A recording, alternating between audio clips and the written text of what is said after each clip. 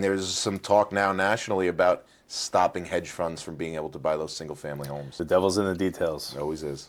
So something we've been talking about for probably 5 or 6 years was corporations buying single-family homes.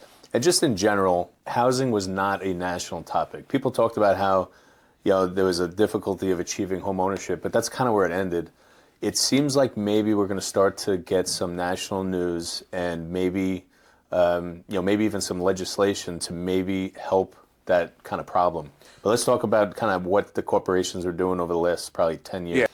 What has been happening for a while, for 6, 7 years, is a large institutional hedge fund comes into the builder and says, all right, you were going to sell all these houses for $450,000, $500,000, these townhouses and condos. Here's what we're going to do. We'll pay you your price minus maybe a 10% discount because you don't have any of these marketing expenses. We'll just buy them all. We'll just buy the whole development. And like apartment buildings, that 200-unit subdivision will have a property manager and a super, and they manage the 200 houses on site, and they just get rented.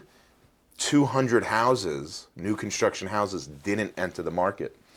But also, a lot of the people who buy those were probably going to be move-up buyers who maybe had a smaller, older starter home, where that house would have been available for a different clientele, different affordability number. It's really driving the cost of housing up. It's making home ownership less obtainable for first-time home buyers, for families.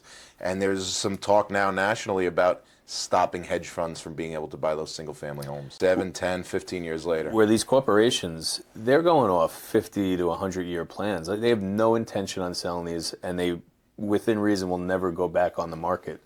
So you're basically taking housing completely off the market, and you're forcing more people to rent. So you really have two problems, which is there isn't enough being built as it is, and then what is getting built is not hitting the market, and it's driving the cost up. It also really turns communities into rental communities, which also means if you own most of the single-family homes, all of them in that subdivision, can you just move down the street for cheaper rent?